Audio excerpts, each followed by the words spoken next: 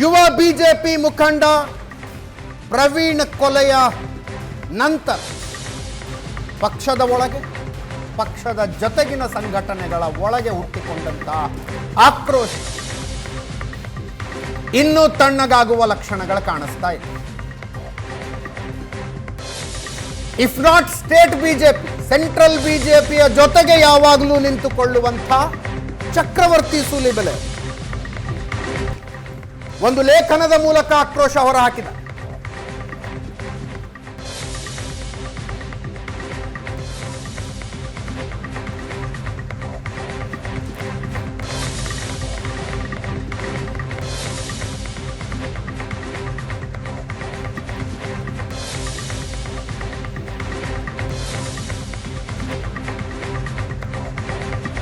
ಒಟ್ಟಾರೆ ಕಾರ್ಯವೈಖರಿಯ ಬಗ್ಗೆ, ಸರ್ಕಾರದ ಕಾರ್ಯವೈಖರಿಯ ಬಗ್ಗೆ ಆಕ್ರೋಶ.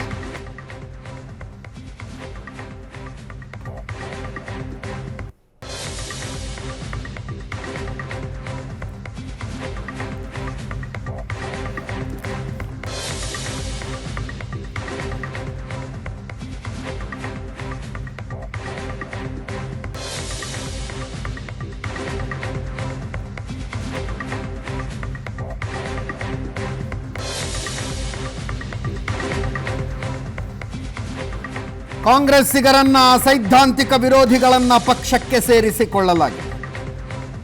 ಯಾರ ವಿರುದ್ಧ ಕಾರ್ಯಕರ್ತ ಹೋರಾಡಿದ್ನೋ ಅವರೇ ಈಗ ಮಂತ್ರಿಗಳು. ರಾಜ್ಯದಲ್ಲಿ ಬಿಜೆಪಿ ಇದೆ ಅನ್ನುವ ಹೆಮ್ಮೆ ಕಾರ್ಯಕರ್ತರಿಗಿಲ್ಲ.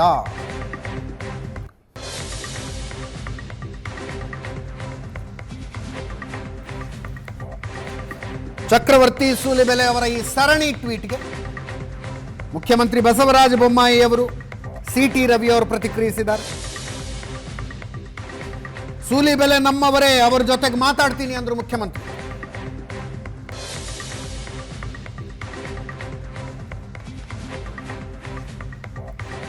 ಅವರೊಬ್ಬ ರಾಷ್ಟ್ರಭಕ್ತ, ಕಾರ್ಯಕರ್ತರನ್ನ ಬಿಟ್ಟು ಕೊಡಲ್ಲ ಅಂತಿದ್ದಾರೆ ಸಿಟಿ ರವಿ.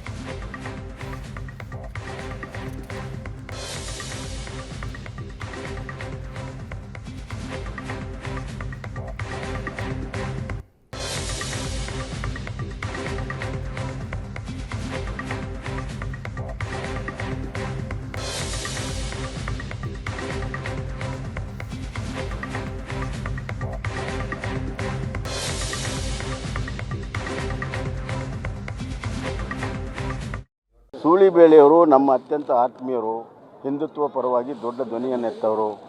ಹಿಂದುತ್ವದ ಕಾರ್ಯಕರ್ತರು ಕೊಲೆ ಆದಾಗ ಸಹಜವಾಗಿ ಆ ಆಕ್ರೋಶವನ್ನು ವ್ಯಕ್ತಪಡಿಸಿದ್ದಾರೆ. ಅವರು ನಮ್ಮವರೇ, ಅವ್ರ ಹತ್ರ ಮಾತಾಡ್ತೀವಿ, ಈಗಿರುವಂಥ ತನಿಖೆ ಪ್ರಗತಿಯನ್ನು ತಿಳಿಸ್ತೀವಿ, ಎಲ್ಲ ಮತ್ತೆ ನಾವೆಲ್ಲ ಒಟ್ಟಾಗಿ ಮುಂದಾಗಿ ಹೋಗ್ತೇವೆ. ಚಕ್ರವರ್ತಿಯವರು ವೈಚಾರಿಕ ಹಿನ್ನೆಲೆಯಲ್ಲಿ ಒಬ್ಬ ಅಪ್ಪಟ ರಾಷ್ಟ್ರವಾದಿ. ಅವರ ಟ್ವೀಟ್ನ ನಾನು ಗಮನಿಸಿಲ್ಲ. ಅಕಸ್ಮಾತ್ ಏನಾದರೂ ಅವರು ವ್ಯತಿರಿಕ್ತವಾದ ಟ್ವೀಟನ್ನು ಮಾಡಿದರೂ ಕೂಡ ಅವ್ರ ಜೊತೆ ನಾವು ವೈಯಕ್ತಿಕವಾಗಿ ಮಾತಾಡ್ತೀವಿ. ಅವರ ಈ ಕಳಕಳಿಯ ಬಗ್ಗೆ ನಾವು ಪ್ರಶ್ನೆ ಮಾಡಲಿಕ್ಕೆ ನಾನು ಹೋಗೋದಿಲ್ಲ. ಸಿಟ್ಟು ಹತ್ತಾರು ಕಾರಣಕ್ಕೆ ಬಂದಿರುತ್ತೆ. ಆ ಸಿಟ್ಟನ್ನು ಶಮನಗೊಳಿಸೋದು, ಸಮಾಧಾನ ಮಾಡೋದು ಅದು ನಮ್ಮ ಕರ್ತವ್ಯ, ಅದು ಮಾಡ್ತೀವಿ. ಅವ್ರು ಮಾತ್ರ ಅಂತಲ್ಲ, ಯಾವುದೇ ಕಾರ್ಯಕರ್ತರು ನಾವು ಬಿಟ್ಕೊಡೋ ಪ್ರಶ್ನೆ ಇಲ್ಲ. ಸೂಲಿಬೆಲೆ ಬಿಜೆಪಿಯ ಇಬ್ಬರು ಹಿರಿಯ ಮುಖಂಡರು ಕಾರ್ಯಕರ್ತರ ಪದಾಧಿಕಾರಿಗಳ ಸರಣಿ ರಾಜೀನಾಮೆಗೆ ಸಂಬಂಧಿಸಿದಂತೆ ಉಡಾಫೆಯ ಮಾತಾಡಿದ್ರು ಅನ್ನುವಂಥದ್ದು ಆರೋಪ. ಉಡಾಫೆಯ ಮಾತು. ಈಶ್ವರಪ್ಪನವರು ಹಂಗೆ ಮಾತಾಡಿದ್ರು, GM ಸಿದ್ದೇಶ್ವರ್ ಸಂಸದರು ಹಂಗೆ ಮಾತಾಡಿದ್ರು. ಕೇಳಿಸ್ಕೊಳ್ಳಿ ಅವ್ರೇನು ಹೇಳಿದ್ದಾರೆ. ತಗೋಬೇಕು, ರಾಜೀನಾಮೆ ಕೊಡ್ತೀರಂತ ಇವಾಗ ಹೇಳ್ತೇನೆ.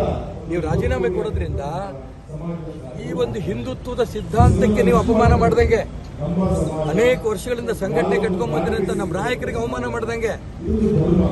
ಅದಕ್ಕೋಸ್ಕರ ಹೇಳ್ತಿರೋದು, ರಾಜೀನಾಮೆ ಇದಕ್ಕೆ ಉತ್ತರ ಅಲ್ಲ. ರಾಜೀನಾಮೆ ಕೊಟ್ಟಿರೋರು ವಾಪಸ್ ತಗೋಬೇಕು. ನೀನು ಅಕಸ್ಮಾತ್ ರಾಜೀನಾಮೆ ಕೊಟ್ಟಿದ್ದನ್ನ ಒಪ್ಕೊಂಡ್ರೆ, ರಾಜ್ಯದ ಅಧ್ಯಕ್ಷರು ಒಪ್ಕೊಂಡ್ರೆ ಹೊಸಬರು ಬರ್ತಾರೆ. ಏನ್ ಬಿಜೆಪಿಗೆ ಕಾರ್ಯಕರ್ತ ಸಿಗಲ್ಲೇನೋ?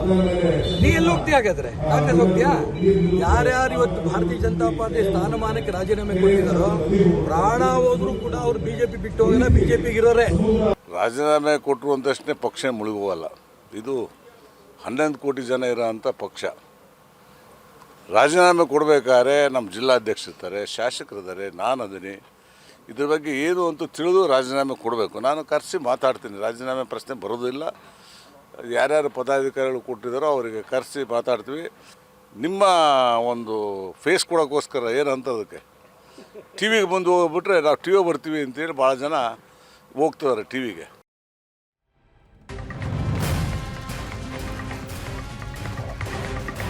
ಕಾಂಗ್ರೆಸ್ ಮುಖಂಡರು ಪರಿಹಾರ ರಾಜಕಾರಣವನ್ನು ಪ್ರಶ್ನೆ ಮಾಡ್ತಾ ಇದ್ದಾರೆ. ಯಾಕೆ ಇಂಥ ಕೊಲೆಗಳಾದಾಗ ಕೆಲವರಿಗೆ ಪರಿಹಾರ ಕೊಡ್ತೀರಿ, ಇನ್ನು ಕೆಲವರಿಗೆ ಕೊಡೋದಿಲ್ಲ? ಪ್ರವೀಣ್ ಕುಟುಂಬಕ್ಕೆ ಪಕ್ಷದಿಂದ ಬಿಜೆಪಿಯಿಂದ 25 ಲಕ್ಷ ಪರಿಹಾರ, ಸರ್ಕಾರದಿಂದ 25 ಲಕ್ಷ ಪರಿಹಾರ. ಫಾಜಿಲ್ ಕುಟುಂಬಕ್ಕೆ ಯಾಕಿಲ್ಲ ಅಂತ ಕೇಳ್ತಾ ಇದ್ದಾರೆ.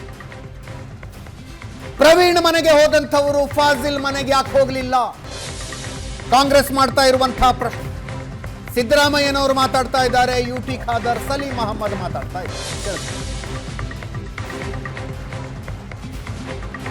ನೋಡಿ, ಒಂದು ಸರ್ಕಾರ ಅಂತಿದ್ರೆ ಅದು ಇಡೀ ರಾಜ್ಯದ ಜನತೆಗೆ ಕೆಲಸ ಮಾಡಬೇಕು. ಯಾವತ್ತೂ ಕೂಡ ಅದು ಪಕ್ಷಪಾತ ಮಾಡಿಕೊಡೋದು. ಆದರೆ ಈ BJP ಸರ್ಕಾರ ಬಂದ ಮೇಲೆ ಮೊದಲ ಬಾರಿಗೆ ಒಂದು ಪ್ರಜಾಪ್ರಭುತ್ವದಲ್ಲಿ ಕೆಲವು ಧರ್ಮದವ್ರಿಗೆ ಮಾತ್ರ ಪರಿಹಾರ ಕೊಡೋದು, ಇನ್ನೊಂದು ಧರ್ಮದವ್ರನ್ನ ಮಲತಾಯಿ ಧೋರಣೆ ತೋರಿಸೋದು ಮಾಡ್ತಿದ್ದಾರೆ. ಇದು ಬಹಳ ಅಪಾಯಕಾರಿಯಾದಂಥ ಒಂದು ಬೆಳವಣಿಗೆ. ಆ ರೀತಿ ಮಾಡಬಾರ್ದು. ಈ ರೀತಿ ಮಾಡಿಬಿಟ್ರೆ ಜನಕ್ಕೆ ಸರ್ಕಾರದ ಮೇಲೆ, ಸ್ಟೇಟ್ ಮೇಲೆ, ದೇಶದ ಮೇಲೆ ನಮಗೆ ಹೋಗ್ಬಿಡುತ್ತೆ. ನಾವು ಈ ದೇಶದವರೇ ಅಲ್ಲ, ನಾವು ಹೊರಗಿನವರು ಅನ್ನೋ ಭಾವನೆ ಮೂಡ್ಬಿಡುತ್ತೆ. ಇಲ್ಲಿ ತಾರತಮ್ಯ ಆಗಿದೆ. ಒಂದು, ಇಲ್ಲಿ ಮುಖ್ಯಮಂತ್ರಿಗಳು ಸಂವಿಧಾನಬದ್ಧ ಅಧಿಕಾರ ಸ್ವೀಕರಿಸಿದವರು ಅಲ್ಲಿ ಇವತ್ತು ತಾರತಮ್ಯ ಮಾಡಿದ್ದಾರೆ. ಒಂದು ಕಡೆ ಹೋಗಿ ಇನ್ನೊಂದು ಕಡೆ ಹೋಗಲಿಲ್ಲ. ಜನಸಾಮಾನ್ಯರು ಬೆವರು ಸುರಿಸಿ ಕಟ್ಟಿದಂತ ಟ್ಯಾಕ್ಸ್ ನ ದುಡ್ಡನ್ನು ತನಗೆ ಬೇಕಾದವರಿಗೆ ಕೊಡ್ತಾರೆ, ಇನ್ನೊಬ್ಬರಿಗೆ ಕೊಡುವುದಿಲ್ಲ. 3 ಕೇಸ್ ಇದ್ದದರಲ್ಲಿ ಒಂದೇ ಸಮಯ ಆದದ್ದನ್ನು ಒಂದು ಕೇಸ್ ನಿರ್ಣಯ ಕೊಡ್ತಾರೆ, ಇನ್ನೆರಡನ್ನು ಕೊಡುವುದಿಲ್ಲ. ಇದನ್ನು ಕೇಳಲಿಕ್ಕಿಲ್ವಾ? ಇವತ್ತು ಪ್ರಮಾಣದ ತದ್ವಿರುದ್ಧವಾಗಿ ತಾವು ನಡ್ಕೊಂಡಿದ್ದೀರಾ. ಒಬ್ಬರಿಗೆ 25 ಲಕ್ಷ ರೂಪಾಯಿ ಕೊಡ್ತೀರಾ, ಅವ್ರ ಮನೆಗೆ ಹೋಗ್ತೀರಾ, ಅಲ್ಲೇ ಇನ್ನೊಬ್ಬ ವ್ಯಕ್ತಿ ಕೊಲೆ ಆಗಿರ್ತಾನೆ ಯುವಕ, ಅವ್ರ ಮನೆಗೆ ಹೋಗಲ್ಲ ನೀವು. ಸುರತ್ಕಲ್ಲು ಕೂಡ ನೀವು ಹೋಗೋದಿಲ್ಲ. ಇದೇನಾ ತಮ್ಮ ಚಿಂತನೆ? ಇದೇ ತಾವು ಏನು ಸಂವಿಧಾನದ ಮೇಲೆ ತಗೊಂಡಂತಹ ಜವಾಬ್ದಾರಿ?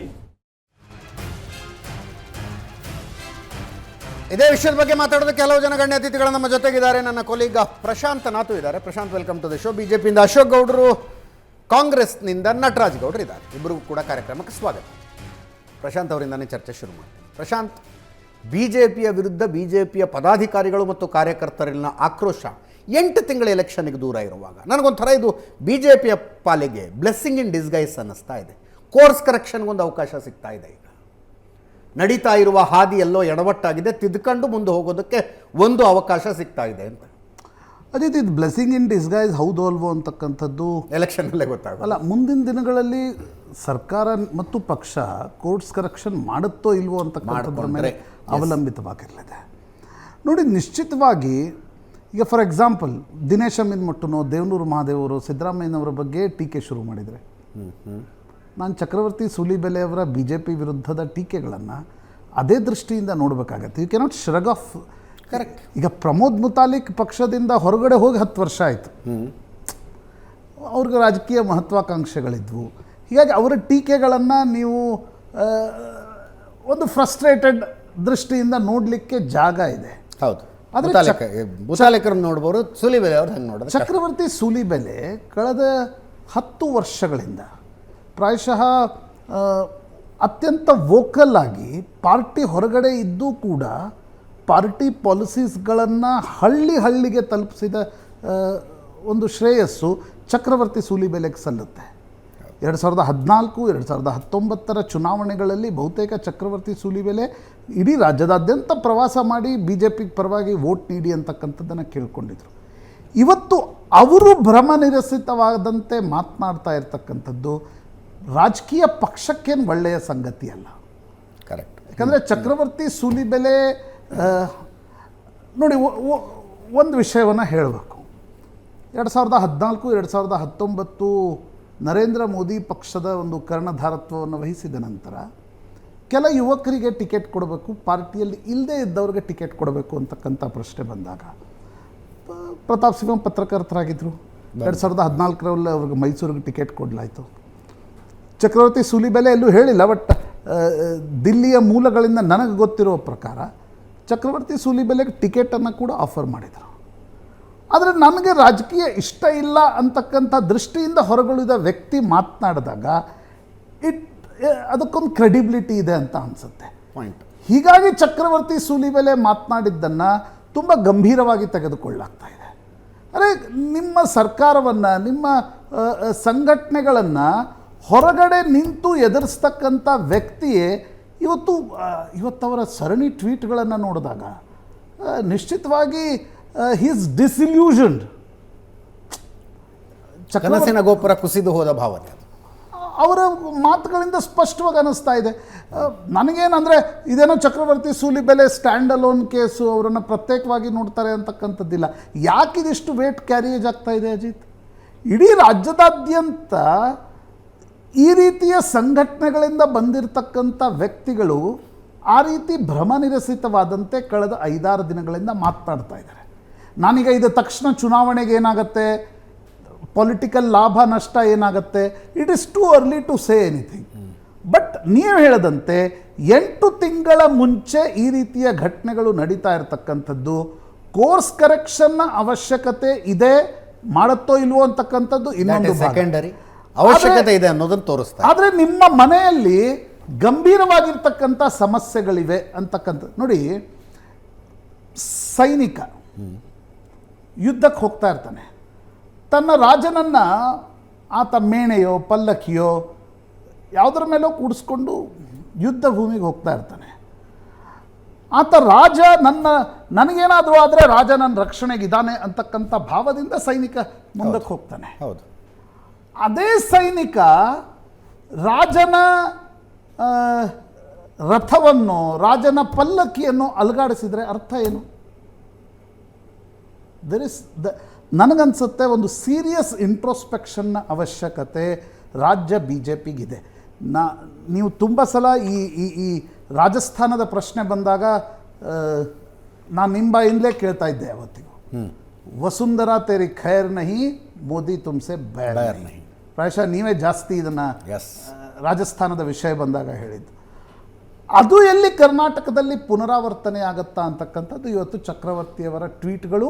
ಕಳೆದ 5-6 ದಿವಸಗಳಿಂದ ಸಂಘ ಪರಿವಾರದ ಯಾವುದನ್ನೂ ಕೂಡ ಸಮರ್ಥಿಸ್ಕೊಳ್ತಾ ಇರತಕ್ಕಂಥ ವ್ಯಕ್ತಿಗಳು ಹೊರಗಡೆ ಬಂದು ಮಾತನಾಡ್ತಾ ಇರುವ ರೀತಿ, it is a warning bell for state BJP ಅಂತ ಅನ್ಸುತ್ತೆ. ಅಶೋಕ್ ಗೌಡ್ರೆ, ಒಪ್ಕೋತೀರಾ? ಇಲ್ಲ, ನಾನು ಒಬ್ಬ ಪ್ರವೀಣನ ಕೊಲೆ ಸರ್ಕಾರದೊಳಗೆ ಇದ್ದ, ಪಕ್ಷದ ಒಳಗೆ ಇದ್ದ ಅಷ್ಟೂ ಹುಳುಕುಗಳನ್ನು ಬೀದಿಗೆ ತಂದುಬಿಡ್ತು ಅಂತ ನೋಡಿ. ಒಂದು ಡಿಸ್ಕನೆಕ್ಟ್ ಇದೆ ರೀ ನಿಮ್ಮ ಪಕ್ಷದಲ್ಲಿ, ದೊಡ್ಡದೊಂದು ಡಿಸ್ಕನೆಕ್ಟ್ ಇದೆ. ಒಂದು ಮಟ್ಟಕ್ಕೆ ಏನಾಗುತ್ತೆ ಅಂತಂದರೆ, ಈಗ ಚಕ್ರವರ್ತಿ ಸೂಲಿಬೆಲೆ ಅವರು ಒಂದು ಸಜೆಷನ್ ಥರ ಕೊಡ್ತಾ ಇದ್ದಾರೆ. ಪ್ರಶಾಂತ್ ನಾತು ಅವರು ಸಹ ಯಾವ ರೀತಿ ನಾವು ಪಕ್ಷವನ್ನು ನೋಡಬೇಕು ಅನ್ನತಕ್ಕಂಥ ಒಂದು ಸಲಹೆಯನ್ನು ಕೊಟ್ಟಿದ್ದಾರೆ. ನಾವು ಎರಡೂ ಸಹ well taken. Will have to think about it. There is no second thought about it. At the same time ನಾವು ಏನು ನೋಡಬೇಕಾಗಿದೆ, ಹಳೆ ಕಾಲದಿಂದ ಈ ರೀತಿ SDPI ಮತ್ತು PFI ಬೆಳ್ಕೊಂಬಂದಿರತಕ್ಕಂತಹ ರೀತಿ ಏನಿದೆ, ಈ ಬೆಳೆದಾಗ ಯಾವ ರೀತಿ ಅವರು ಸಂಘಟನೆ ಮಾಡಲಿಕ್ಕೋಸ್ಕರವಾಗಿ ಪೊಲಿಟಿಕಲ್ ಮರ್ಡರ್ಸ್ ಮಾಡಿದ್ದಾರೆ ಅನ್ನತಕ್ಕಂತಹ ವಿಚಾರನೂ ಸಹ ನಾವು ಅಳ್ಳಗಳಿಬಾರ್ದು. ಯಾಕೆಂತಂದರೆ ಇವ್ರು ಎಲ್ಲೆಲ್ಲಿ ಬೆಳಿಬೇಕು ಅಂತಾರೋ ಅಲ್ಲಿ ಅಧಿಕಾರಕ್ಕೆ ಬಂದು 8 ವರ್ಷ ಆಯ್ತು ನೀವು ಕೇಂದ್ರದಲ್ಲಿ, ಇಲ್ಲಿ ಬಂದು 3 ವರ್ಷ ಆಯಿತು. ಇನ್ನೂ SDPI ವಿರುದ್ಧನೇ ಮಾತಾಡ್ತೀನಿ, PFI ವಿರುದ್ಧನೇ ಮಾತಾಡ್ತೀನಿ. ಈಗ ಐ ಅಗ್ರಿ ರೀ. ಕೇರಳದಲ್ಲಿ ಅವರ ಕೊಲೆಗಳಿಗೆ ಒಂದು ಪ್ಯಾಟರ್ನ್ ಇದೆ, ಬೇರೆ ಬೇರೆ ಕಡೆಗಳಲ್ಲಿ ಅವರ ಕ್ರೈಮ್ಗೊಂದು ಪ್ಯಾಟರ್ನ್ ಇದೆ. ಮೊನ್ನೆ ಪಾಟ್ನಾದಲ್ಲಿ ಸಿಕ್ಕಂಥ ವಿಷನ್ 2047 ಡಾಕ್ಯುಮೆಂಟನ್ನು ನಾನು ಪೂರ್ತಿಯಾಗಿ ಓದ್ತಾ ಇದ್ದೆ. ಸ್ವಾತಂತ್ರ್ಯ ಸಿಕ್ಕು 100ನೇ ವರ್ಷ ತುಂಬುವ ವೇಳೆಗೆ ಭಾರತವನ್ನು ಇಸ್ಲಾಮಿಕ್ ರಾಷ್ಟ್ರ ಹೆಂಗೆ ಮಾಡಬೇಕು ಅಂತ ಸ್ಟೆಪ್ ಬೈ ಸ್ಟೆಪ್ ಎಕ್ಸ್ಪ್ಲನೇಷನ್ ಇದೆ. We all know it. ಯಾಕೆ ಬ್ಯಾನ್ ಮಾಡಲಿಲ್ಲ? ಈಗ ತಾವು ಸಹ ನಾವು ಇದೇ ಚಾನಲಲ್ಲೇ ಕೂತ್ಕೊಂಡು ಚರ್ಚೆ ಮಾಡಿದ್ದೇವೆ. 4-5 ತಿಂಗಳುಗಳಿಂದ ಏನಂದರೆ SDPIನ ಬ್ಯಾನ್ ಮಾಡಲಿಕ್ಕೋಸ್ಕರವಾಗಿ ಕೇಂದ್ರ ಸರ್ಕಾರ ಇನ್ನೇನು ತುದಿಗಾಲಲ್ಲಿ ನಿಂತಿದೆ ಅಂತ ಹೇಳಿ. ಬಟ್ ಇಲ್ಲಿ ನಾನು ಒಂದು ಎಕ್ಸಾಂಪಲ್ ಹೇಳಲಿಕ್ಕೆ ಇಷ್ಟಪಡ್ತೇನೆ.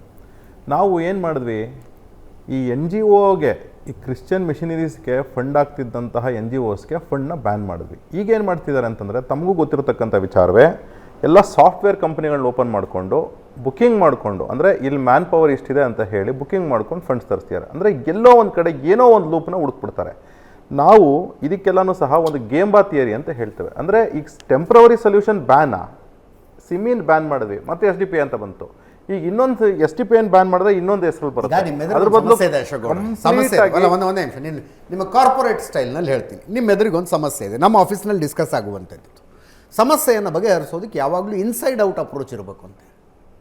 ಫಸ್ಟು ನಮ್ಮ ಒಳಗೆ ನಾವು ಬಗೆಹರಿಸಬಹುದಾದ ಸಮಸ್ಯೆ ಏನು, ಆಮೇಲೆ ನಮ್ಮ ಕಾಂಪಿಟೇಷನ್ ಏನು ಮಾಡ್ತಿದ್ದಾರೆ, ಇನ್ನೊಬ್ರು ಏನು ಮಾಡ್ತಿದ್ದಾರೆ, ಅದನ್ನು ಹೆಂಗೆ ಟ್ಯಾಕಲ್ ಮಾಡಬೇಕು ಅಂತ. ಸ್ವಾಟ್ ಅನಾಲಿಸಿಸ್ ಅಂತ. ಈಗ ನಾನು BJP ಒಳಗಡೆ ಸಮಸ್ಯೆಯ ಬಗ್ಗೆ ಮಾತಾಡ್ತಿದ್ದೀನಿ. Well taken. ನಾನು ಚಕ್ರವರ್ತಿ ಸುಳ್ಳಿಬಳ್ಳಿ ಅವ್ರ ಮಾತನ್ನು ಒಪ್ತಾನೆ, ಪ್ರಶಾಂತ್ ನಾಥೂಜಿ ಮಾತನ್ನು ಒಪ್ತಿದ್ದಾನೆ, ತಮ್ಮ ಮಾತನ್ನು ಒಪ್ತಿದ್ದಾನೆ. ಏನಂದ್ರೆ ಅಕಸ್ಮಾತ್ ಎಲ್ಲಾದರೂ ಒಂದು ಕಡೆ ನಮ್ಮಲ್ಲಿ ಆ ಶಬ್ದ ಯಾರು ಕಾಯಿನ್ ಮಾಡಿದಾರೋ ಗೊತ್ತಿಲ್ಲ ನಿಮ್ಮಲ್ಲಿ ಕಾರ್ಯಕರ್ತರಿಗೆ, ದೇವ ದುರ್ಲಭ ಕಾರ್ಯಕರ್ತರು ಅಂತ ಯಡಿಯೂರಪ್ಪನವ್ರು ಹೇಳಿದ್ದನ್ನ. ದೇವ ದುರ್ಲಭ ಕಾರ್ಯಕರ್ತರು ಹುಡುಕಿದ್ರೂ ಸಿಗೋದಿಲ್ಲ ಅಂಥ ಕಾರ್ಯಕರ್ತರು. ಅಂಥ ಕಾರ್ಯಕರ್ತರು ಏನು ಮಾತಾಡ್ತಿದ್ದಾರೆ, ಕಮಿಟೆಡ್ ಕಾರ್ಯಕರ್ತರಿದ್ದಾರೆ. ಯಾರೂ ಸಹ ನಮ್ಮಲ್ಲಿರ್ತಕ್ಕಂಥ ಕಾರ್ಯಕರ್ತರನ್ನ ನಾವು ಇನ್ನೊಂದ್ಸತಿ ಸೃಷ್ಟಿನೇ ಮಾಡೋಕ್ಕಾಗಲ್ಲ, ಯಾರೂ ಸೃಷ್ಟಿ ಮಾಡೋಕ್ಕಾಗಲ್ಲ ಅಂತಹ ಕಾರ್ಯಕರ್ತರು. ಅಂದರೆ ಅವರು ಎಂಥ ಸಿದ್ಧಾಂತಕ್ಕೆ ಬದ್ಧವಾಗಿದ್ದಾರೆ ಅಂತಂದರೆ ಅವ್ರನ್ನ ನಾವು 10 ಸತಿ ನಾವುಗಳವ್ರ ಹತ್ರ ಸಾಷ್ಟಾಂಗ ನಮಸ್ಕಾರ ಮಾಡಬೇಕು, ಆ ಸಿದ್ಧಾಂತಗಳು ನಮಗೂ ಬರಲಪ್ಪ ಅಂತ ಹೇಳಿ. ಅಂದರೆ ಆ ರೀತಿ ಕಾರ್ಯಕರ್ತರಿದ್ದಾರೆ, ಅದು ಒಪ್ಕೊಳ್ಳೇಬೇಕು. ಕಾಂಗ್ರೆಸ್ನವ್ರಿಗೆ ಬಹುಶಃ ಆಶ್ಚರ್ಯ ಆಗುತ್ತೆ. ಇದು ಹೆಂಗಿದೆ, ಒಂದು ಪಕ್ಷದ ನಾಯಕತ್ವದ ವಿರುದ್ಧ ಕಾರ್ಯಕರ್ತರು ಹಿಂಗೆ ಜೋರಾಗಿ ಪ್ರತಿಭಟನೆ ಮಾಡೋದು ಸಾಧ್ಯನಾ, ಎಲ್ಲರೂ ಉಂಟಾ ಅಂತ ಆಶ್ಚರ್ಯ ಆಗ್ತಿರ್ಬೇಕಲ್ಲ ನಿಮಗೆ. ಇಲ್ಲಿ 2 ಟೀಮ್ ಇದೆ. ನಾವು ಮುಂಚೆಯಿಂದ ಹೇಳ್ತಾ ಇದ್ವಲ್ಲ ಅಜಿತ್ ಅವರೇ, ನಮಗೆ ಮುಂಚೆಯಿಂದನೂ ಗೊತ್ತು. ಇದು ನಳಿನ್ ಕುಮಾರ್ ಸಂತೋಷ್ ಜಿ ಅವ್ರದ್ದು ಬಳಗ ಒಂದು, ಯಡಿಯೂರಪ್ಪ ಅವ್ರದ್ದು ಬೊಮ್ಮಾಯಿ ಅವ್ರ ಬಳಗ ಒಂದು ಅಂತೇಳಿ ಮುಂಚೆಯಿಂದನೂ ಇದು ಡಿವೈಡ್ ಆಗಿದೆ. ಇಲ್ಲ ನಮ್ಮಲ್ಲಿ ಯಾವುದು ಆ ಥರ ಇಲ್ಲ. ನಮ್ಮಲ್ಲಿ ಇರ್ಬೋದು 2-3 ಭಾಗ ಇರ್ಬೋದು, ನಮ್ಮಲ್ಲಿ ಇಲ್ಲ. ಆಮೇಲೆ ನಂತರ ಹೇಳಿ.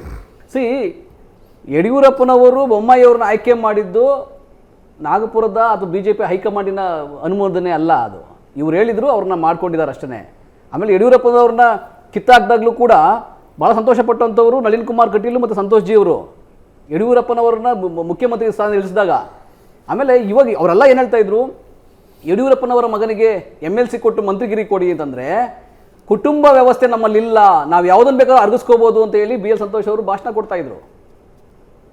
ಇದು ಅವರಲ್ಲಿ ಇಬ್ಬಾಗ ಇದೆ ಅಂತ, ಅದು ಕಾರ್ಯಕರ್ತರವರೆಗೂ ಹೋಗಿದೆ. ಕಾರ್ಯಕರ್ತರು ಹೇಳ್ತಾರೆ ಅಂತೂ ಇಂತೂ ಒಂದು ಚಾನ್ಸ್ ಸಿಕ್ತು. ಬಿಜೆಪಿಯ ಬಣ ರಾಜಕೀಯ ಈಗ 1.5 ತಿಂಗಳು ಕರ್ನಾಟಕ ಕಾಂಗ್ರೆಸ್ನ ಬಣ ರಾಜಕೀಯ ಚರ್ಚೆ ಮಾಡಿದೆ, ಈಗ ಮಾಡೋಣ ಬನ್ನಿ ಬಿಜೆಪಿ. ಇಲ್ಲ ಈಗ ನಾನು ಹೇಳಿದ್ದನ್ನು ಮುಂಚೆ ನಾವು ಹೇಳ್ತಾ ಇದ್ವಿ, ಅದು ಒಪ್ಲಿ ಬಿಡ್ಲಿ. ಆದ್ರೆ ಇವಾಗಲೂ ಕೂಡ ಬಿಜೆಪಿ ಕಾರ್ಯಕರ್ತರೇ ಹೇಳ್ತಾ ಇದ್ದಾರೆ, ಇಲ್ಲಿ ಬಿಜೆಪಿನಲ್ಲಿ 2 ಭಾಗ ಆಗಿದೆ. ಒಂದು ನಿಜವಾಗ್ಲೂ RSS ಮತ್ತೆ ರಾಷ್ಟ್ರೀಯ ಬಿಜೆಪಿ ನಂಬುವಂಥವ್ರು, ಇನ್ನೊಂದು ಈ ಸ್ಥಳೀಯ ಬಿಜೆಪಿ ನಂಬೋರು ಅಂತೇಳಿ 2 ಭಾಗ ಆಗಿದೆ. ಒಂದು ಸಂತೋಷ್ ಬಳಗ, ಒಂದು ಇನ್ನೊಂದು ಯಡಿಯೂರಪ್ಪನವರ ಬಳಗ.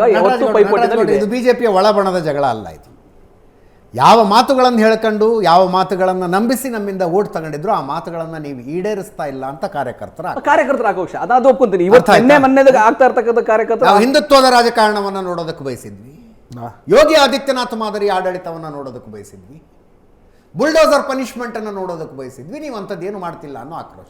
ಇವತ್ತು ಈಗ ಒಂದು ಬಿಜೆಪಿ ಪರವಾದಂಥ ಕಾರ್ಯಕರ್ತರ ಟ್ವೀಟ್ ತಾವು ತೋರಿಸ್ತಾ ಇದ್ರಿ.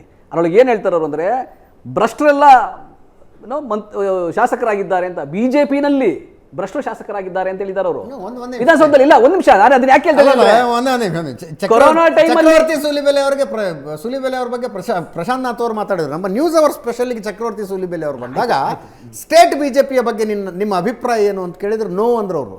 ನಾನು ಸ್ಟೇಟ್ ಬಿಜೆಪಿಯ ಪರವಾಗಿ ಯಾವತ್ತೂ ಇಲ್ಲ, ಒಂದು ಮಾತನ್ನು ನಾನು ಹೇಳಿದ್ರು ತೋರಿಸ್ಬಿಡಿ, ನನ್ನದೇನೇ ಇದ್ರೂ ಮೋದಿ ಮತ್ತು ಸೆಂಟ್ರಲ್ ಬಿಜೆಪಿ ಅಂತಾರೋ. ಅದು ಬಿಜೆಪಿ ಅನ್ನೋದನ್ನು ಒತ್ತಿ ಹೇಳೋದಿಲ್ಲ, ಮೋದಿಗಾಗಿ ಅಂತಾರೆ. Correct, he stand is very clear. ನಾನು ಹೇಳ್ತಾ ಇಲ್ಲ ಅಂತ ಹೇಳ್ತಾ ಇಲ್ಲ, ಆದರೆ ಎಲ್ಲ ಬಿಜೆಪಿಯವರ ಕಾರ್ಯಕರ್ತರ ಎಲ್ಲರದು ಅಭಿಪ್ರಾಯ ಏನಂದ್ರೆ, ಈ ಸರ್ಕಾರ ಬರಬಾರ್ದಾಗಿತ್ತು, ಈ ಸರ್ಕಾರ ಆಪರೇಷನ್ ಕಮಲ ಮಾಡಿ ಸರ್ಕಾರ ಬಂತಲ್ಲ, ಈಗ ಅವ್ರಿಗೆ ಒಂದು ಬಿಜೆಪಿ ಮತ್ತೆ RSS ನಾಗಪುರ ಸಂಘಟನೆ ಏನು ಹೇಳುತ್ತೆ, ಆ ರೀತಿಯಾಗಿ ಸರ್ಕಾರ ಮಾಡ್ಲಿಕ್ಕೆ ಸಾಧ್ಯ ಆಗ್ತಾ ಇಲ್ಲ. ಅವರು ಭ್ರಷ್ಟಾಚಾರಿಗಳನ್ನ ಒಳಗಡೆ ಇಟ್ಕೊಂಡಿದ್ದಾರೆ, ಅತ್ಯಾಚಾರಿಗಳನ್ನ ಒಳಗಡೆ ಇಟ್ಕೊಂಡಿದ್ದಾರೆ, ಅನಾಚಾರಿಗಳನ್ನ ಒಳಗಡೆ ಇಟ್ಕೊಂಡಿದ್ದಾರೆ, ಸರ್ಕಾರವನ್ನ ಮಾಡ್ತಾ ಇಲ್ಲ, ಅವರು ಲೂಟಿ ಮಾಡ್ತಾ ಇದ್ದಾರೆ. ಕೊರೋನಾ ಟೈಮ್ನಲ್ಲಿ ಇಡೀ ದೇಶ ನಲುಗ್ತಾ ಇದ್ರು ಕೂಡ ಈ ಬಿಜೆಪಿ ಮಂತ್ರಿಗಳು ಲೂಟಿ ಮಾಡ್ತಾ ಇದ್ರು ಅಂತ ಹೇಳಿ ಜನರು ಹೇಳ್ತಾರೆ, ಬಿಜೆಪಿ ಕಾರ್ಯಕರ್ತರು ಹೇಳ್ತಾರೆ. ಅದೇ ವಾಸ್ತವ ಕೂಡ, ಅದೇ ವಾಸ್ತವ. 2-3 ದೃಷ್ಟಿಯಿಂದ ಇದನ್ನ ನೋಡಬೇಕು ಅಂತ ಅನ್ಸುತ್ತೆ. ಅದಿರ್ಲಿ, ಕಾಂಗ್ರೆಸ್ನ ಬೇಳೆ ಬೇಯೋದಕ್ಕೆ ಸಾಧ್ಯನಾ ಇದೆ? ನನ್ನ ಪ್ರಶ್ನೆ ಇರೋದು, ಬಿಜೆಪಿ ಒಳಗೆ ಒಂದು ಗೊಂದಲ ಆಗಿದೆ, ಕಾರ್ಯಕರ್ತರ ವಿರುದ್ಧ ಮಾತಾಡ್ತಿದ್ದಾರೆ, ಕಾಂಗ್ರೆಸ್ಗೆ ಏನಾದ್ರು ಲಾಭ ನಾನು ತಗೊಳಕ್ಕಾಗತ್ತಾ? ಅದನ್ನೇ ಹೇಳ್ತಾ ಇದ್ದೆ. ಹಾಂ ಹಾಂ ನೋಡಿ, ಇಲ್ಲಿ ಎರಡು ವಿಷಯ ಇದೆ. ರಾಜ್ಯದಲ್ಲಿ 2 BJPಗಳಿವೆ. ಒಂದು ಹಿಂದುತ್ವದ BJP, ಒಂದು ಅಧಿಕಾರ ಜಾತೀಯ BJP. ಜಾತಿಯ BJP. ಓಕೆ. ಅಂದರೆ ಜಾತಿಗಳ ಧ್ರುವೀಕರಣದ ಕಾರಣದಿಂದ ಬಂದಿರತಕ್ಕಂಥ ನಾಯಕರು, ಅದು ನೀವು ಅಧಿಕಾರದ BJP ಆ ಕಾರಣ. ಅಂಡರ್ಸ್ಟ್ಯಾಂಡ್. ಇಲ್ಲಿ ಏನಾಗಿದೆ, ಕರ್ನಾಟಕದ BJP 2006ರಲ್ಲಿ ಮೊದಲ ಬಾರಿ ಅಧಿಕಾರಕ್ಕೆ ಬಂತು, ಯಡಿಯೂರಪ್ಪನವರು ಬಂದರು. 2008ರಲ್ಲಿ ಮತ್ತೆ ಅಧಿಕಾರಕ್ಕೆ ಬಂದರು. 2019ರಲ್ಲಿ ಮತ್ತೆ ಅಧಿಕಾರಕ್ಕೆ ಬಂದರು. ಹಿಂದುತ್ವದ BJPಯನ್ನು ಜಾತೀಯ BJPಯ ಕಾರಣಕ್ಕೋಸ್ಕರ ಬ್ಯಾಕ್ ಸೀಟ್ನಲ್ಲಿ ಇಡಲಾಗಿದೆ. ಎಸ್. ಅಂದರೆ ಈ ಪ್ರಶ್ನೆ, ಬಾಬುರಾವ್ ಚಿಂಚನ್ಸೂರ್ಗೆ ಟಿಕೆಟ್ ಯಾಕೆ ಕೊಟ್ಟರು? ಕೋಲಿ ಕಬ್ಬಲಿಗ ಸಮಾಜವನ್ನು ಓಲೈಸೋದಕ್ಕೋಸ್ಕರ ಟಿಕೆಟನ್ನು ಕೊಟ್ಟರು. ಅನೇಕ ಜಾತಿಗಳನ್ನು ನಾವು ನೋಡ್ತೀವಿ. ಪಂಚಮಸಾಲಿಗಳಿಗೆ ರಾಜ್ಯಸಭಾ ಟಿಕೆಟನ್ನು ಕೊಡಲಾಯಿತು. ನೋಡಿ, ಎಲ್ಲವೂ ಪಕ್ಷವು ಜಾತಿ ರಾಜಕಾರಣ ಮಾಡ್ತವೆ. ಮಂತ್ರಿಗಳನ್ನು ಮಾಡ್ತಕ್ಕಂಥ ಪ್ರಶ್ನೆ ಬಂದಾಗ ಹಿಂದಿಯಲ್ಲಿ ಮಲಾಯಿ ಅಂತಾರೆ. ಬೆಣ್ಣೆ ಯಾರಿಗೂ ಹೋಯಿತು? ಜಾತಿ ರಾಜಕಾರಣದಿಂದ ಬಂದಿರತಕ್ಕಂಥ ನಾಯಕರಿಗೆ ಹೋಯಿತು. ಹಿಂದುತ್ವದ, ಈಗ ಸುನೀಲ್ ಕುಮಾರ್ 2004ರಲ್ಲಿ ಶಾಸಕರಾಗಿದ್ದರು. ಮಂತ್ರಿ ಆಗಿದ್ದು ಯಾವಾಗ? ಈಗ 2021ರಲ್ಲಿ. CT ರವಿ ಸ್ವಲ್ಪ ದಿನ ಮಂತ್ರಿಯಾಗಿದ್ದರು. ಅವರನ್ನು ರಾಷ್ಟ್ರೀಯ ಹಿ ಆಪ್ಟೆಡ್ ಔಟ್. That's okay. ಪ್ರಶ್ನೆ ಏನು ಬರ್ತಾ ಇದೆ, ಹಿಂದುತ್ವದ ಕಾರ್ಯಕರ್ತರಿಗೆ ಈ ಸರ್ಕಾರ ರಿಕಗ್ನೈಸ್ ಮಾಡ್ತಾ ಇಲ್ಲ. ರಿಕಗ್ನೈಸ್ ಮಾಡೋದಂದ್ರೆ ಏನು ಅಜಿತ್? ಸಮಸ್ಯೆ, ನಾನು ಪ್ರಾಕ್ಟಿಕಲ್ ಸಮಸ್ಯೆಗಳನ್ನು ಹೇಳ್ತೀನಿ. ಪ್ರಾಕ್ಟಿಕಲ್ ಸಮಸ್ಯೆ ಏನು? ಬೊಮ್ಮಾಯಿ ಅವರಿಗೆ ಈಗ ಸುಳ್ಯದಲ್ಲಿ ಏನೋ ಒಂದು ಘಟನೆ ನಡೀತು. ಬೊಮ್ಮಾಯಿಯವ್ರಿಗೆ ಪಾಪ ಗೊತ್ತಿಲ್ಲ ಸುಳ್ಯದಲ್ಲಿ ಯಾರಲ್ಲಿ ಕ್ರೈಸಿಸ್ ಮ್ಯಾನೇಜ್ಮೆಂಟ್ ಮಾಡೋರು ಅಂತಕ್ಕಂಥದ್ದು ಬೊಮ್ಮಾಯಿಯವ್ರಿಗೆ ಗೊತ್ತಿಲ್ಲ. ಯಡಿಯೂರಪ್ಪನವರು, ಅನಂತಕುಮಾರ್, ಸಂತೋಷ್ ಯಾರಾದರೂ ಹೆಲ್ಮ್ ಆಫ್ ಅಫೇರ್ಸ್ನಲ್ಲಿದ್ದರೆ ಸುಳ್ಯಕ್ಕೆ ಡೈರೆಕ್ಟ್ ಡೈಲ್ ಮಾಡಿ ಯಾರಪ್ಪ ಅಲ್ಲಿ ಏನು ನಡೀತಾ ಇದೆ, ರಾತ್ರಿ ಏನು ಕ್ರೈಸಿಸ್ ಮ್ಯಾನೇಜ್ಮೆಂಟ್ ಹೆಂಗೆ ಮಾಡೋದು. ಇಲ್ಲಿ ಏನಾಗಿದೆ, ಇದು ಸ್ಟ್ರಾಂಗ್ ಡಿಸ್ಕನೆಕ್ಟ್ ಇದೆ. ನೀವು ಈ ಕಾಂಗ್ರೆಸ್ಸಿನ ಲಾಭದ ಪ್ರಶ್ನೆ ನೋಡಿ, ಒಂದು ವೇಳೆ ಲಿಂಗಾಯತ BJP ಅಥವಾ ಜಾತೀಯ BJP ಮುನಿಸ್ಕೊಂಡ್ರೆ ಅದರ ನೇರ ಲಾಭ ಕಾಂಗ್ರೆಸ್ಗೆ ಹೋಗುತ್ತೆ. Okay okay. ಹಿಂದುತ್ವದ BJP ಮುನಿಸ್ಕೊಂಡ್ರೆ ನೇರವಾಗಿರ್ತಕ್ಕಂಥ ಲಾಭ ಕಾಂಗ್ರೆಸ್ ಆಗುತ್ತೆ ಅಂತ ನನಗನ್ಸಲ್ಲ. ಓಕೆ. ಹಿಂದುತ್ವದ ನೋಡಿ, ಈಗ ನಾನು ಹೆಂಗೆ ಅರ್ಥ ಮಾಡ್ಕೊಂಡೆ ಅಂತ ಹೇಳಿ, ಈಗ ಬೇಜಾರು ಮಾಡಿಕೊಂಡು ಮಾತಾಡಿರುವಂಥ ಕಾರ್ಯಕರ್ತರು ನಾಳೆ ಕಾಂಗ್ರೆಸ್ಸಿಗೆ ಓಟ್ ಹಾಕ್ಬಿಡ್ತಾರೆ ಅಂತ ಅರ್ಥ ಅಲ್ಲ. ನೀವು ಹೇಳೋದ್ರ ಅರ್ಥ ನಾನು ಅನ್ಕೊಂಡಿದ್ದು. ಈಗ ಬೇಜಾರು ಮಾಡ್ಕೊಂಡು ಏನು ಮಾತಾಡ್ತಾ ಇದ್ದಾರೆ, ಜಿಲ್ಲಾ ಮಟ್ಟದ ಪದಾಧಿಕಾರಿಗಳೇನು ರಾಜೀನಾಮೆ ಕೊಡ್ತಾರೆ, ಅವರು ಮುಂದಿನ ಎಲೆಕ್ಷನ್ಗೆ ಕಾಂಗ್ರೆಸ್ಸಿಗೆ ಓಟ್ ಹಾಕ್ಬಿಡ್ತಾರೆ ಅಂತಲ್ಲ. ಆದರೆ ಈ ಅಷ್ಟೂ ಗೊಂದಲವನ್ನು ನೋಡ್ತಾ ಇರುವ ಫೆನ್ಸ್ ಸೀಟರ್ ಮತದಾರ ಇರ್ತಾನೆ, ನಿರ್ಧಾರ ತೆಗೆದುಕೊಳ್ಳದೇ ಇರುವಂಥ ಮತದಾರ, ಅವನು BJP ಬೇಡ ಅಂದ್ರೆ ಅನ್ನಬಹುದು. This is what you want. ಇವನು ಸುಮ್ಮನೆ ಕೂತ್ಕೊಂಡು, ಈಗ ಚಕ್ರವರ್ತಿ ಸೂಲಿಬೆಲೆ ನೋಡಿ, ಈಗ ಕಾಂಗ್ರೆಸ್ನಲ್ಲಿ ಅವ್ರನ್ನ ವರ್ಕರ್ ಅಂತ, BJPಯಲ್ಲಿ ಕಾರ್ಯಕರ್ತ. ಹೌದು. ಈಗ ಕಾರ್ಯಕರ್ತ ಏನು ಮಾಡ್ತಾನೆ ಅಜಿತ್? ನೋಡಿ, ಇವತ್ತಿನ ದಿನಮಾನದ ಚುನಾವಣೆಗಳಲ್ಲಿ ನೀವು ಬ್ಯಾನರ್ ಹಚ್ಚಲಿಕ್ಕೆ ಏಜೆನ್ಸಿ ನೇಮಿಸ್ಬೋದು, ಕರೆಕ್ಟ್. ಧ್ವಜ ಹಚ್ಚಲಿಕ್ಕೆ ಏಜೆನ್ಸಿ ನೇಮಿಸ್ಬೋದು, ರಿಕ್ಷಾ ಅನೌನ್ಸ್ಮೆಂಟ್ ಮಾಡಲಿಕ್ಕೆ ಏಜೆನ್ಸಿ ನೇಮಿಸ್ಬೋದು. ಆದರೆ ಪ್ರಶಾಂತ್ ನಾಥು ಮತದಾರ, ಅಜಿತ್ ಹನುಮಕ್ನವ್ರು ಮತದಾರ ಅಂದ್ಕೊಳ್ಳೋಣ.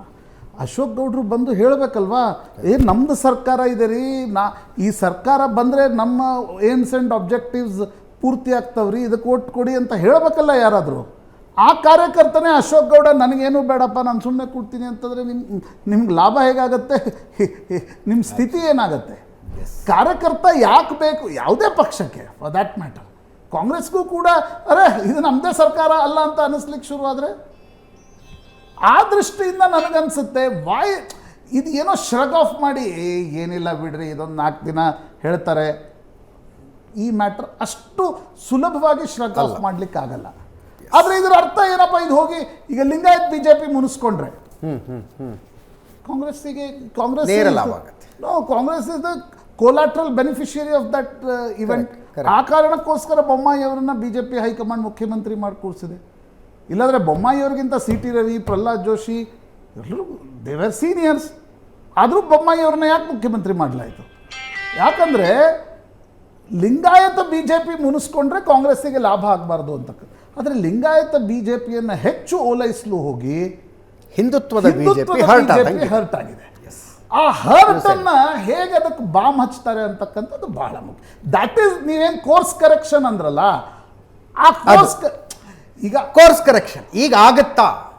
ಕೋರ್ಸ್ ಕರೆಕ್ಷನ್ ಶುರುವಾಗಬೇಕು ಅಂದರೆ ಮೊದಲಿಗೆ ಸಮಸ್ಯೆ ಆಗಿದೆ ಅನ್ನೋದನ್ನು ಅಕ್ಸೆಪ್ಟ್ ಮಾಡ್ಕೋಬೇಕು. ನೀವು ಹೇಳ್ದಂಗೆ ಇದೇನೋ ಒಂದು 4 ದಿವಸ ಹಿಂಗೆ ಗಲಾಟೆ ಇರುತ್ತೆ, ಆಮೇಲೆ ಸುಮ್ಮನೆ ಆಗುತ್ತೆ ಅನ್ನೋ ಮನಸ್ಥಿತಿಯಲ್ಲಿದ್ದರೆ ಯಾವ ಕೋರ್ಸ್ ಕರೆಕ್ಷನ್ನು ಆಗೋದಕ್ಕೆ ಸಾಧ್ಯ.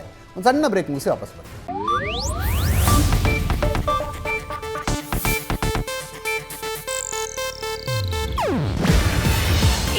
ಏಷ್ಯಾನೆಟ್ ನ್ಯೂಸ್ ನೆಟ್ವರ್ಕ್ ಪ್ರಸ್ತುತಿ. ನೀವು ನೋಡ್ತಿದ್ದೀರಾ ಏಷ್ಯಾನೆಟ್ ಸುವರ್ಣ ನ್ಯೂಸ್.